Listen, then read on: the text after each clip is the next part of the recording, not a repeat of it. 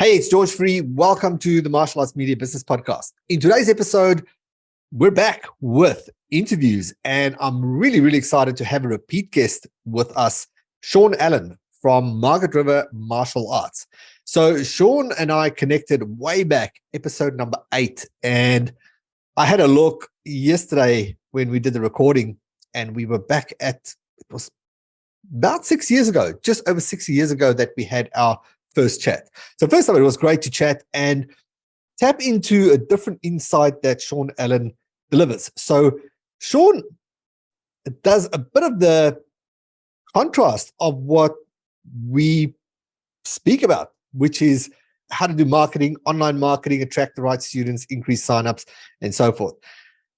Sean does no marketing, and his school is at capacity with a 1-year waitlist. So we might say there's no marketing in there, but there's obviously a lot in there to generate that type of demand. And I really wanted to chat with Sean about having this lifestyle martial arts business, his choice of where he relocated to, which is just, if you know Australia, Margaret River is like the surf mecca of Australia, recognized in the world. You'll hear that from the Margaret River Pro. And Sean decided to relocate there and really build this lifestyle martial arts business that serves his lifestyle. But we took a strong turn in the episode and spoke about teachable moments in martial arts instruction. There's some real value in there for you as a martial arts school owner and instructor. So buckle up. This is a great episode. Jump in. All the show notes are on martialartsmedia.com/135. So you can go there and download the transcript of this episode. And if you got some value out of this, please share it with someone that you feel, share it with an instructor that would get some great value from this. All right, that's it from me. Let's jump in. Hey, Sean, welcome back. Thank you very much, George. Last time we spoke podcast, I was just looking back a few minutes ago, and exactly a few days past 6 years ago that we actually spoke, episode 8. Lots has changed. All right. And so let's jump into that. I wanted to have you back just to have a chat of those changes and a few things that we do differently now. So I'm going to kick it off with my question that I like to ask. What's been your best marketing strategy since we've spoken, or just in general, that generates the most students for you? I was thinking about this. I knew this question was going to come up, and there was a fair amount of trepidation on my behalf because I know you are a marketing guru. That's what you do, is you get relatively new instructors, more students. Whereas me, I'm like the Antichrist of marketing. What? I'm just not interested in making the phone ring. We've got a year's wait list for our martial arts school. Now, my caveat is I only have 250 students, but I've spoken to people and they go, oh my God, I'd love 250 students. I make good money. My overheads are low, but I find that my best marketing tool is word of mouth, and everybody says, but you better call them because they've got a wait list. Now, it's true. We literally are saying to people now, maybe second term 2023. And as of the time of our recording, it's end of term 3, 2022. So it's nearly a year, especially for some classes. I mean, most martial arts instructors, they're going to get a huge number of inquiries for 6-year-old boys or 8-year-old boys. This boy is sending me nuts. He needs some discipline. And we know our limits. We know what we can do well, and we don't overload ourselves so that we forget their names. All right. So I'd argue that that's like the forefront of marketing, but we'll go with the Antichrist. Yeah. But let's dive deep into that. You're doing a lot of things right to have 250 students and to have the waitlist. And so there's a few questions there. Obviously, what drives the waitlist? What drives that demand? Yeah. And what stops you from taking it to another level and saying, all right, well, 250 is not my cap and I'm going to scale further? Yeah. George, have you heard of the Dunbar Number? Remind me. Dunbar, D-U-N for Nelly, B-A-R, Dunbar Number. It's the number of social connections that one person can keep juggling, can remember. And it was coined that when, I think the guy's last name was Dunbar, when he noticed that villages in South America, it might have been, or Africa, that when they got to a certain size, they splintered into two because the chief couldn't keep his control of more than a certain number of people. And the average size of those villages when they splintered was 152. And I remembered I needed my first full-time employee somewhere between 100 and 200 students. And I actually spoke to him yesterday, Jason, who runs Maurie's Martial Arts in Mandurah. And he's got like 300 or whatever it is students, nearly 400 students. And I remember I employed him at about the 100 to 200 mark. So I know personally, I just can't remember all their names and have a personal connection once it gets over a certain number. So when I say I've got 250 students, I've got 150. My wife and another 2 instructors have 100 students that they share.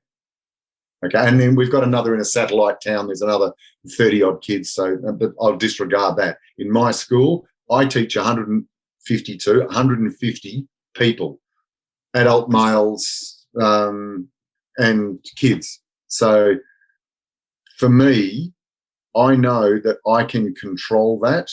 Could I join more and do more classes? I think that would water down my ability to be able to provide a good service.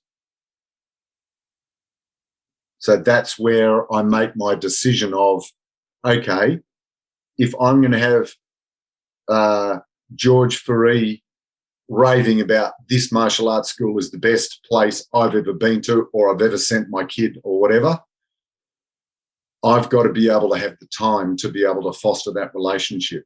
I remember the last teaching job I had a tough class. It was in a relatively low socioeconomic area, and the principal said, Sean, you don't have a class, you have 25 relationships. And I've never forgotten that. It's just personal relationships. And you've got to juggle all those 25 relationships. Now, if you've got 7 classes in a row, 3:30, 4:15, all the way through, you can't juggle that amount of stuff in your head. I do 3 classes on a Monday. I do none on a Tuesday. I do 3 classes on a Wednesday. I do none on a Thursday. I do 2 classes on a Friday. And I just started a competition group on a Saturday and Sunday. And I only do that here and there because I want to. But I take a personal interest in each one of those students. And I know if I have any more than 150, my service is going to drop. So that's where I think my buy-in is, my emotional buy-in is from my clients. I think it's good to add some context on a little bit where you're at, because if I look at you and your business, I kind of see it as it's the lifestyle martial arts business. Like, I like you're super passionate about what you do and you're teaching. And I recall from the last time we spoke. Yeah. And then you've got all these other things in between, surfing and so forth. So, we've got a worldwide audience. How would you describe Margaret River, where you live? Margaret River is, I would say, probably the surfing mecca of Australia, definitely Western Australia. So we are a town within the Shire of Augusta Margaret River with about 20,000 people. There's about 5,000 or 6,000 people in Margaret River itself, Margaret River Township. There's about 2,500 kids between 6 and 16. So I've got about 10% of that market training with me. So it's a relatively affluent area. We're 3 hours south of Perth in Western Australia, winery region, obviously surf. We're on the world surfing circuit. So you can see that a lot of people who are attracted towards Margaret River have a reasonable level, or a reasonable income level. And of interest is that they are very much into a peaceful lifestyle. I think if I ran a fight gym, a hardcore fighters gym, I would not be able to do a lifestyle type situation like I have now. However, if I moved it into a hardcore area in a big city, I could have a fight type gym and make a good living, because there's the demographic. My demographic suits me. And by the way, most people move to Margaret River through choice. They weren't born here. 100%. Very rarely do you have a born and bred person here, apart from the kids that we train. So they come here for the reason of a relaxed lifestyle. They want to raise their kids in the same way that I run the martial arts school. So it's a marriage made in heaven, you might say. 100%. I love that description. American listeners, if you look at the map of America and you sort of look at San Diego, maybe sort of south of that west. Totally similar. Yep. San Diego has a similar feel to it that Perth has. It's got a similar weather system. We're on a similar latitude. And in terms of the surfing aspects of it, I've surfed my way from San Francisco down through the Big Sur, down through LA and into San Diego. So I've seen all that coast, and it definitely is a surfing lifestyle over there. So I would compare the two. Yeah, definitely. However, our population is a lot smaller. Yeah, so you would take like a fraction of San Diego, remove all of it, and then you got Perth, and then you got Margaret River. I mean, there's big name UFC fighters training in San Diego. So, and they've moved there for the training. There's no big name UFC fighters living in Margaret River. No, I guess just to add to that, so if you want to get perspective, and especially if you surf as well, look up Margaret River Pro. If you would have seen that on the circuit, and that'll give you a glimpse into what Margaret River is about. Yeah, they do quite a good video promo. So yeah, it's a good idea. We'll probably include that in the show notes. Let's just go back into martial arts, the teaching, and so forth. So we touched on you've got this demand and so forth. What's happening? And you've spoken about the lifestyle and how it suits that demographic. Yeah. But what else is there to capture 10% of your market? Most school owners I talk to have the philosophy of, if I can grab the 1%, I'm doing well. If I can grab 1% of my time, I'm doing great. You're capturing 10%. Yeah. We've got 2 kids. We've got 2 kids in every class, every school class, between grade 1 and year 12, which is our start of primary school and end of high school in Australia. We've got 2 kids, on average, 2 kids in every class throughout the 4 or 5 schools in our area. That's a huge number. That was by design. Once I realised, okay, I had a couple of years off from martial arts teaching, I decided I wanted to make a measurable difference. And I thought it just takes a couple of kids in each class, school class, to give a teacher headaches. But it just takes 2 kids in a school class to be able to, especially if they've got street cred, to be able to show other kids what should be done, how to concentrate, how to be respectful, how to be strong, emotionally strong.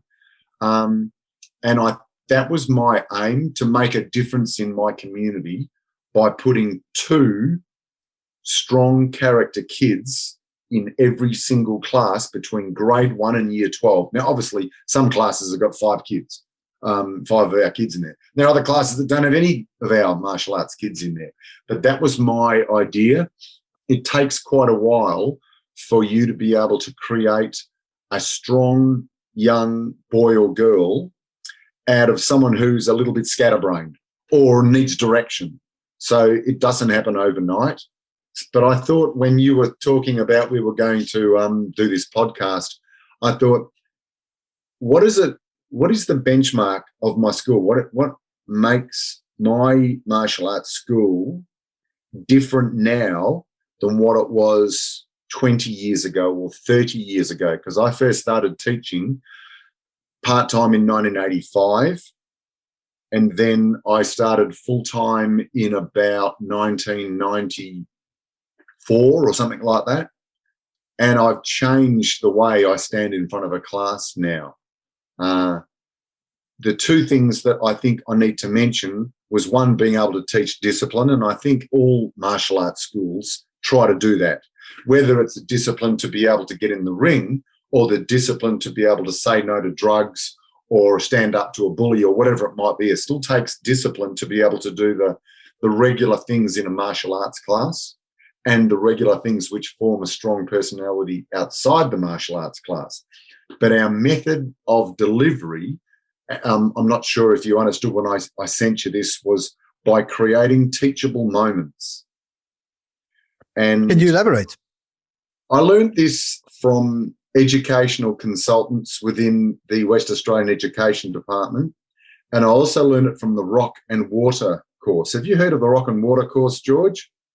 Is that the surfing one? No, different. No. Okay. The Rock and Water course I did about 5 or 6 years ago. It's a martial arts-based course. I think it started in Germany, Belgium, Sweden, a European-based country where effeminate boys, young men, gay young men, were being targeted and beaten on the streets. And I think one of them died as a result of a beating. So this guy, Fourie, I think is his first name, he created a system to be able to teach them martial arts techniques, but to be able to stand strong, to be able to get eye contact, to be able to say no in such a way that no means no. And he created a series of activities or drills, and then he would scaffold a conversation after that drill so that it makes sense. The problem 20 years ago, Australia-wide, we started to use what's called a message of the week. And we would say, this week's message is about telling the truth. It's important you tell the truth because of this, this, and this reason. Repeat them to me, bow, thank you. And all the kids would go home. And there was no context whatsoever for them to be able to think, I've got to tell the truth, or I've got to stand up for myself, or I've got to make good decisions. So our school focuses on teachable moments. So a lot of times you won't know when a kid is going to start crying because he's cracked his toe, or when a kid is going to lose his cool because he hates that kid who keeps punching him in sparring, or whatever the story might be. So we tend to step back and wait for a teachable moment, which is what child education specialists say that teachers and parents have. If a parent's got a problem with a kid because the kid loses his patience with his sister, and the parent takes the kid to an educational specialist, and the psychologist, counsellor, the specialist says later on, what's the problem? Why do you get upset? Why do you lose your temper? And it's too far removed from the actual situation. We're in a very lucky situation. We're in a lucky position to be able to know pretty well most classes someone's going to get stressed out, male or female, adult or kid. And that is a platform. It's a scaffold to be able to pitch the virtues or characteristics of martial arts. You can't just say indomitable spirit and then walk out the door. You've got to provide an opportunity so that they feel it emotionally. And that's what we do. So, for instance, we might say, I had a bunch of kids who competed, and I got them in a class last week, and they had just competed last weekend. One of the kids, let's call her Jane, she has competed twice now in Perth. First time was averagely successful. Second, this time, averagely successful. But this time she was up against better opponents. And I said to her, how did you feel last weekend? She goes, I loved it. I said, how did you feel the first time you did it? And she said, I was really scared. And I remember I was there. She was petrified. So I had this opportunity of the kids are looking at this girl thinking, wow, she was scared. Now she's not, because she confronted difficulty. And then I can spiral into, that's what it's like every time you come here in martial arts training. So I've created a situation that happened in the class, and they can go, if I stick at it, it becomes easier. It's only difficult at the start. Whereas if I just do a martial arts class, nothing goes wrong, and then I say, remember kids, things are always difficult at the start. Bow, see you later. They're going to go, what the hell does that mean? So our discipline is taught by teachable moments, by the instructor standing back and watching for, amongst other things, what can I say next which is going to make a measurable difference in this kid's life. So, yeah, I thought that's how I'm different now to 10 years ago, to 20 years ago, to 30 years ago. That's pretty unique and high level. Look, the way I'm perceiving it is you've got a very close ear to the ground, and instead of just teaching and saying something for the sake of saying it, you're waiting for the timing of maybe it's an emotional reaction. As you mentioned, kids got punched in the face or something. So emotions are, there's frustration, there's anger, there's disappointment, there's fear. And in that moment, you're anchoring a new belief to that emotion immediately, because it's right there in the moment. And beyond that is you're not just teaching the one person, but you're taking it to the group level. Yeah. With what you mentioned with Jane, for example. I've been teaching kids classes for, 25, 30 years, always with parents on the side, always. Years ago, they'd be talking to each other. Nowadays, they're doing this on their phones. So I always encourage parents to watch what's going in the class, but sometimes they still zone out until I give one of these talks. And I say, this kid was crying 3 minutes ago. 3 minutes ago. You could hear a pin drop from the parents. And I'm delivering life advice in the moment, not general life advice like be nice to your brother and sister and tell the truth to your mum and dad. Really unscripted. Yeah, it's something, and my wife has asked me to write these things down, and we do have things written down. How do you teach patience? How do you teach discipline? How do you teach indomitable spirit, which is the Taekwondo one, and so on and so on? How do you teach character? How do you teach courage? But you don't know whether you're going to have to deliver a conversation or a talk on courage or patience, because you don't know what's going to happen in a class. So you've got to have a bank of these discussion topics in the back of your head. And it might be courage. Tonight's talk was going to be patience, but it's now courage, because that girl showed up for another competition after the first competition where she was terrified, but she went back. And now she controlled, she came to terms with her fear through being courageous. And as we all know, courage is mastery of fear, not absence of it. Mark Twain. And it's those things you've got to have just on the end of your tongue. It does help that I'm 60. I'm not 30, I'm not 20, I'm 60. I think the best role models are those that have had trauma in the past. And for that reason, I think, say, average lifespan of an adult male is 80. I'm 60, 20 years to go. These kids are 10. It's like, I'm the same age as your grandfather. I could be your grandfather, like your mum and dad are 20 years younger than me. So I'm very careful about what I say because I know it has power. Words have power, especially when the situation has just developed. The kid is still crying. The kid has still got tears on his cheeks, and I deliver a talk about his courage. He'll never forget that. His parents will be talking about it on the way home, and that's the difference with just doing a normal martial arts class. That's why we've got a 1-year wait list. So walk us through that, right? Because what would be the first thing that you would do to de-escalate that situation? And let's say kid bursts out into tears. Yep. The situation is tense. Yep. You're under there's pressure on you of how you're going to handle this in a gentle way that the outcome is good. And you've got other parents watching and there's potential judgment.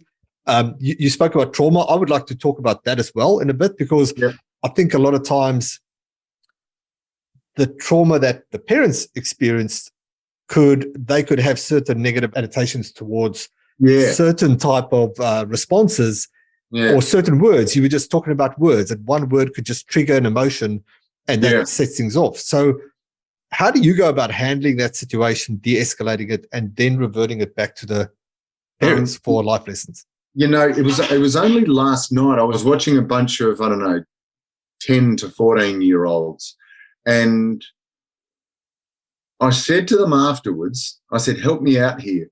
I said, I can see some of you are making mistakes. I can see some of you are going through a difficult time with a particular partner. And I don't know whether they're wrestling or sparring or it doesn't matter. I can see the frustration. I've got a choice. And I said this to all the kids that are spread out right in front of me, and the parents are over at the back, and I go, help me out. Me and mum and dad can watch you getting upset. We can run in and save you. Mum and dad aren't because they're polite, because I'm the instructor, but I can run in and I can save you. And I can tell you all the answers to life and martial arts straight away. I said, but I'm torn. Sometimes you've got to work it out yourself. Sometimes you've got to feel the pain for a while until you get so frustrated. Then you go, oh, that's right, I'm supposed to parry the punch. So I said to the kids, what do we do? Do we save you or do we let you experience the trauma? And all the kids said, let us experience it. How's that? Wow. So they're like, I had, we're closing in on the end of the term. Say I've got 15 kids. We've got a cap on our numbers, 20 in a class. So say I had 15 kids. All of them said, not one kid said, I want you to come out and save me. All of the kids said, we've got to learn the lesson. So I do quite often set the scene for the parents and the kids to say, this is how we roll. For example, once I said a little while ago, if you're struggling at home with homework and your dad knows that in the back of the book is the answers, and you go, I'm really struggling with number 5. And he's going, keep trying. He's not going to go, mate, the answer's in the back. Just look up the answer, okay? No parent is going to do that. They're going to possibly help you come to work out how to get the answer. They're never just going to tell you the answer. And it's little talks like that which are carefully scripted in my head, which I spend a lot of time thinking about, so that when I deliver these talks, you end up becoming the Mr. Miyagi for these kids. You end up becoming the God. I think it would have been hard for me to deliver these talks when I was 25. I didn't start teaching until I was probably late 20s, say 30. Wouldn't have been. I wasn't even a dad then. I became a dad at 32. got divorced at 42. So there's all this trauma that happens. Now you look back and you go, that's what happens. So now I can step back and say to the kids, this is life. If you don't get frustrated here, you are guaranteed of getting frustrated out there. And we have these talks all the time. And I tell them how to control their breathing, how to, count to 10 if they want to punch their brother, and count forward to 10. Don't count down to 1. Count up to 10. Control your breathing. And we deal with this stuff, but just after someone's traumatized. And then they go, and they can see the kid crying. Or some kid goes, like they always do this, Mr. Allen, I got 3 submissions in wrestling today. And I go, yeah, congratulations. Then I sit them all down and go, James over there got 3 submissions and he told me, I'm so glad you're proud. Who did you wrestle, James? And he goes, I wrestled Jackson over there. And I go, when you said to me, I got 3 submissions, how do you think Jackson felt? And then he goes, not too good. I go, so we have a rule. You can tell me that you got 3 submissions, but tell me on the private. Share it, but in private. If you submit Jackson, you go, good job, here's how you defend against it. So we have like a little structure around that one particular area of training. And that's what the parents listen to. They stop scrolling, especially because Jackson's mum's going to lift her, she'll be halfway down Facebook or Instagram and she'll hear Jackson and she knows I'm talking about Jackson. And James's dad is going to be looking because he's wrapped. So the rest of them start going, whoa, what's happening? What's he talking about? So, yeah, it's a carefully thought out procedure of creating a responsible kid based on what I think is a strong character. Does that make sense? 100%. Let's flip it on the lid quickly. Let's say you're not 60 years old, and you don't have that life experience. In 2 ways. You're either a young instructor and you're improving your craft of being an instructor, or you're a school owner that's got younger instructors and you want to put some structures in place to deal with certain situations or teach at this level. What advice would you give in that situation? At this stage, we have a lady who would like to do what we do, be a full-time martial arts, and maybe full-time, but she's taking her own class. It's gone from 15 students in a class to now she's got 30. And I don't include this with the 250. She's in another town outside of where we are. She hasn't got the ability yet to be able to jump on those teachable moments. So my wife goes down there every second week and she delivers those talks. And this girl, this lady who's a teacher, she's listening all the time. So obviously she's a student of ours anyway. She also assists in our classes. So she's privy to these talks all the time. So she hears the talks. She's on the receiving end of the talks sometimes. But when she's assisting in a class, she sees me take over and I deliver the patient's talk or whatever it might be. She sees how I deal with it. So it's a gradual stepping away process. Now she's running her own school. She's been doing it for 1.5 years, 2 years. She's still, by her own admittance, not comfortable enough to be able to teach the character development in the way we do it. Anybody can parrot fashion. Indomitable spirit means not giving up. What does indomitable spirit mean, kids? They go, not giving up. Say it again, not giving up. Anybody can parrot fashion that. But I don't know, it's fake. So as the dog tells you, it's fake. So I think that it's a gradual stepping away process. It's so important. That's the reason why we keep the school small. My library behind me is littered with books which are autobiographies that talk about how people got through difficult times. And I think that you need to be able to immerse yourself in your education as a teacher and as a human being so that you can lead other people. Because we're not just leading people to punch and kick and do an armbar. We're leading people to be able to make good decisions under pressure. And that's a life skill which is not to be handled lightly. 100%. So let me ask you this, Sean. What drives you? And is there something about trauma that's triggered this for you that does drive you? Yeah. Are the two linked or are they separate things? No, they're totally linked. Totally linked. What was I listening to today? Tim Ferriss, as in 4-Hour Work Week, Tim Ferriss. Yep. Was abused as a child. He said you can look up Tim Ferriss and trauma on the internet and you'll read about it. So I'm sure he won't mind me sharing it here. The numbers of other elite level athletes or very successful people who have had trauma and have grown as a choice afterwards. They've had to think, what do I make of my trauma? So everybody's had trauma that fills their life. I mean, I was bullied as a kid. And I still remember being beaten up by a group of people and they took turns in punching me. I still remember the laughter.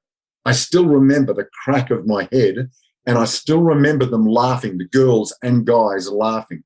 Now, was I sexually abused? No. Was I tortured?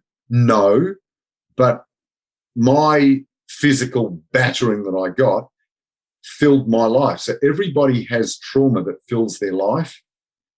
My most recent one, which gave me an ability to stand in front of the class and say, I walk our talk.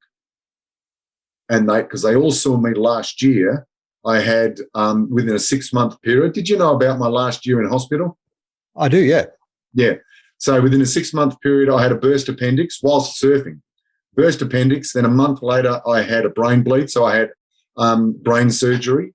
And then another month and a half later on for that, I had open heart surgery. And then early this year, I had during all those surgeries, they found a grapefruit-sized growth on my adrenal gland. So they cut in through my back and took out this growth and the whole adrenal gland. Wow. So all the kids see is Mr. Allen going into hospital, coming out, into hospital, coming out. And I told them how I dealt with pain. Because the burst appendix was the hardest one. That was horrific. The brain surgery was difficult. The open heart surgery was difficult. But you get good at breathing through pain. And so I said, all I did, because they all, wanted to find out how's Mr. Allen. He's in hospital. He's been ambulanced to Royal Perth. And then next thing you know, he's at another hospital. And I've got this huge zipper scar down my chest again. So I told him, I said, you've got to take yourself to a happy place and you've got to concentrate on your breathing because that's the only thing you can take with you. You might not have your teddy bear, kids, but you'll have your breathing and your ability to be able to focus and bypass that negative voice in your head.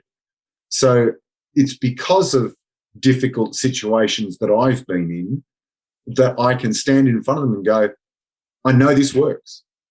For example, but it doesn't have to be me. In 2.5 weeks' time, I've got Danny Green coming into my martial arts school. Now, for people in America, if you look up Danny Green in boxing, he's a 3-time world champ in traditional Western boxing. Knocked out Roy Jones Jr., which is one of his claims to fame. But Danny Green, legitimate world champ in boxing, and happens to live down here, moved to Margaret River because he's a surfer. I said, can you come down and talk to the kids about how to handle trauma, how to be able to stay focused on your goals when you feel everyone else is against you? How can you get through anything difficult? How can you control a mindset so it's positive? He fought Marcus Bayer in Germany. He flew to Germany to fight the German world champion. Can you imagine a crowd full of Germans who want to see blood, and it's not their guys, it's your blood? And he fronted up to that. Now, he's got stories as a result of that. And I've talked to him and I said, our teen boys need to hear it from someone else apart from me.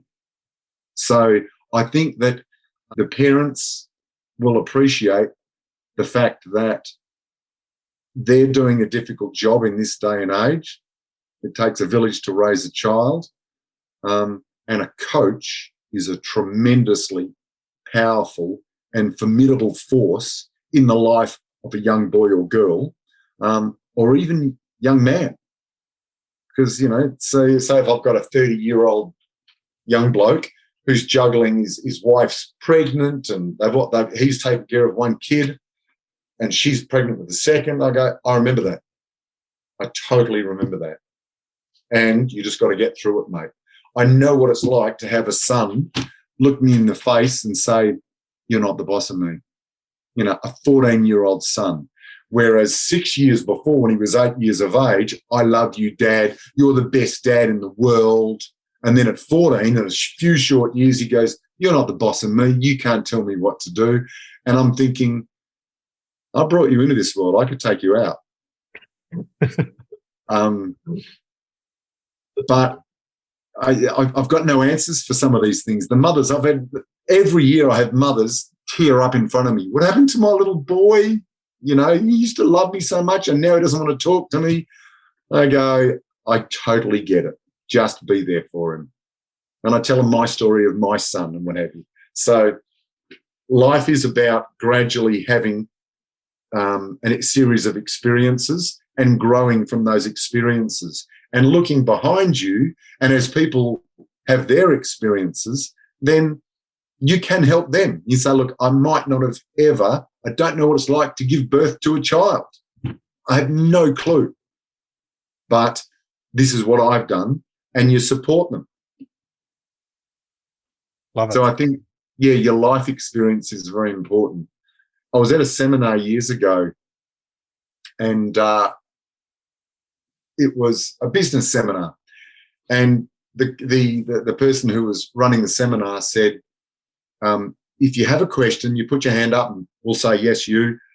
And you stand up, you tell us your name, tell us how old you are and what you do for a living.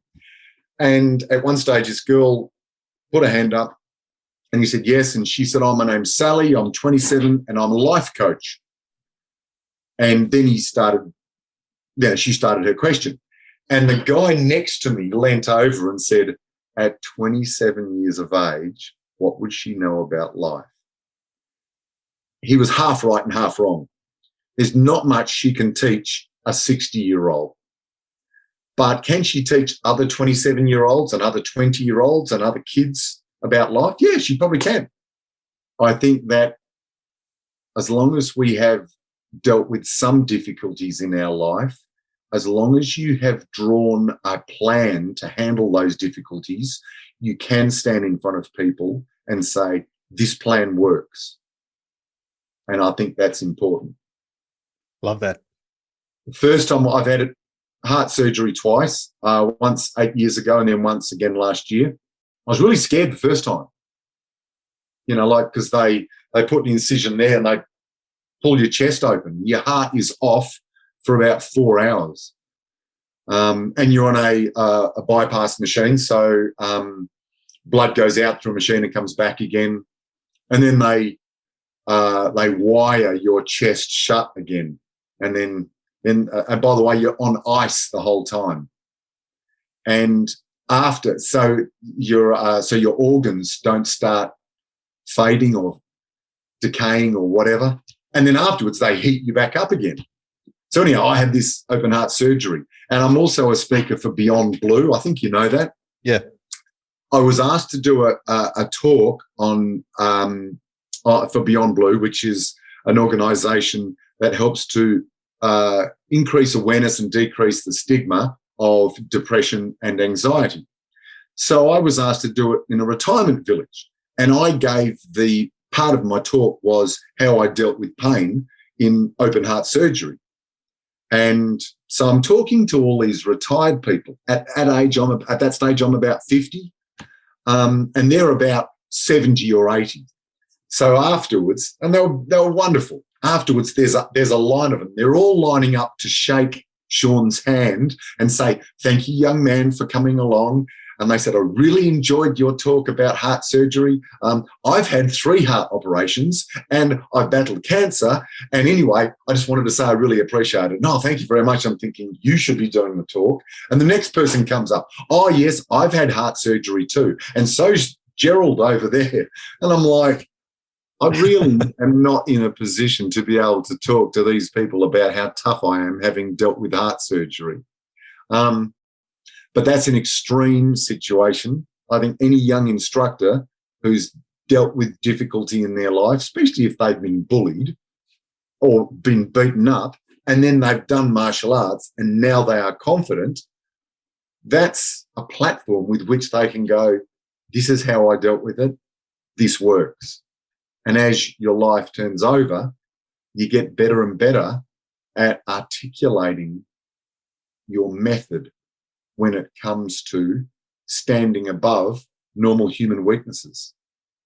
I'm speaking to a guy in Newcastle upon Tyne in northern England. Spoke to him a week or two ago. I don't know, he's 25 or 30 or something, and he's all keen and eager, and I saw you, Sean, and I just wanted to talk to you. So we organised a little FaceTime thing like you and I are doing now.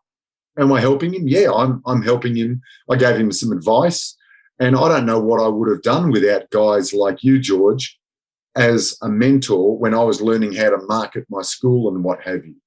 But I remember thinking afterwards, sure, I can stop him from making some big mistakes, but he's still got to learn the ropes. I can't turn someone with 5 years experience into a 40-year veteran. You've got to do the next 35 years.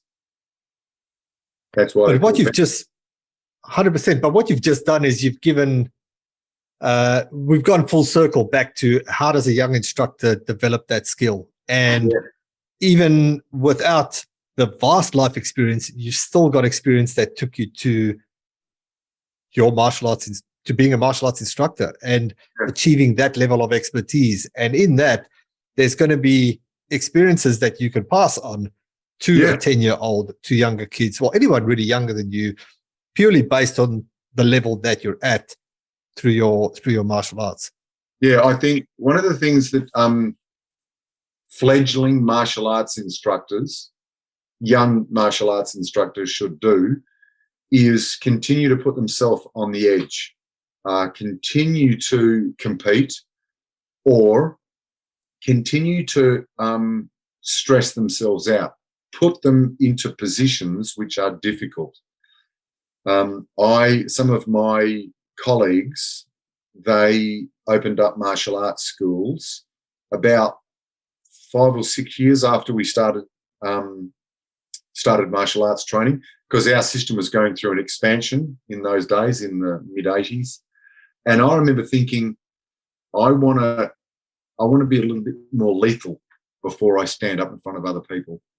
So I kept fighting. I was in the ring fighting full contact. I'd done all tournaments and all that stuff, but that didn't really scare me. But the ring, fighting full contact, is a huge thing. I did security at some of the roughest pubs I could find, and I'm not a violent person. By no means am I a violent person, but I had to be able to find a switch inside me that I could turn on if there was aggression in the air. And that's something that I teach now, that I know that I don't want to teach a young, gentle young man or boy or girl. I don't want to make them aggressive, but I want to make them assertive.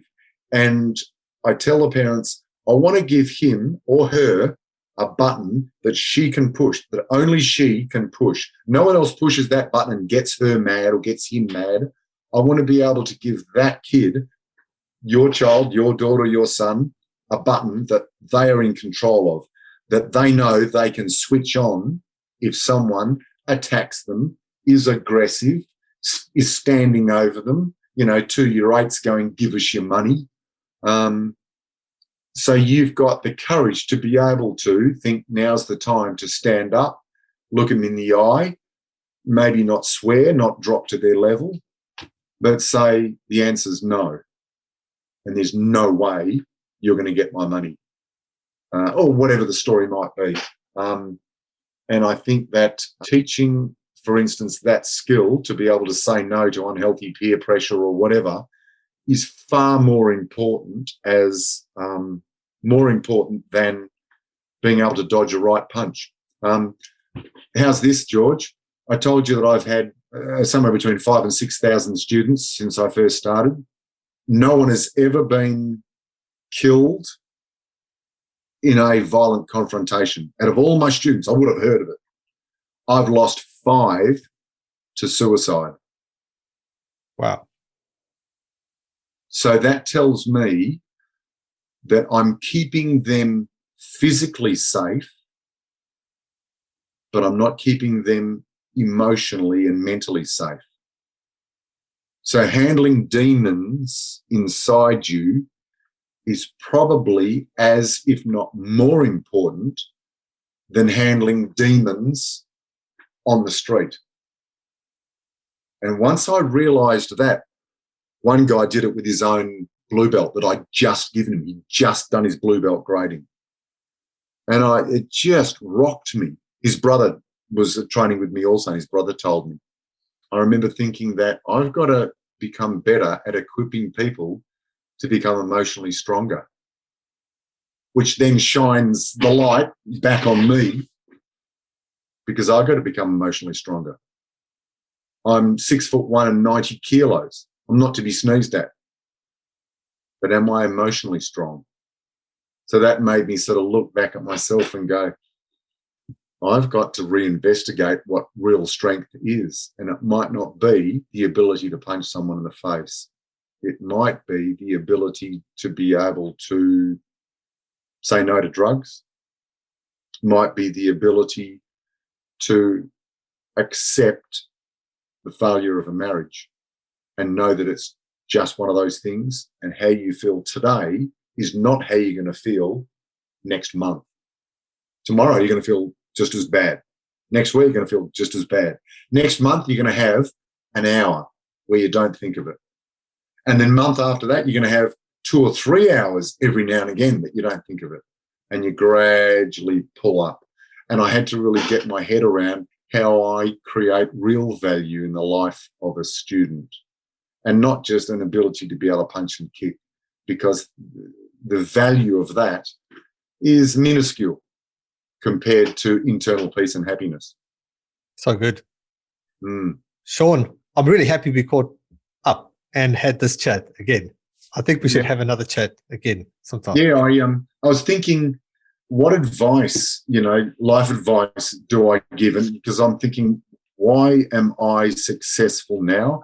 I said, I think you should be a student of the martial arts longer, and you need to really, like I joined you're my original Brazilian Jiu-Jitsu instructor, still my Brazilian Jiu-Jitsu instructor. I joined out of Metcalf School. I was still running the big school, bigger than Adams, but I'd come to Adams during the day because I wanted to get smashed. When no one knew me, I'd done 25 years of kickboxing and karate. I was a 6th degree black belt, but you're a white belt and you get your ass handed to you, as you know, all the time. And I thought, I don't want to stand up and have all these people calling me these traditional martial arts, sensei. I mean, I'm not going to hide behind anything. So I think you've got to be a student longer. I think you need to constantly educate yourself. And I think you need to take yourself out of your comfort zone, which is one of the reasons why I moved down here, because surf down here scares the hell out of me. I did that. I did a breath hold course, which trains people to be able to handle large waves of consequence where people die.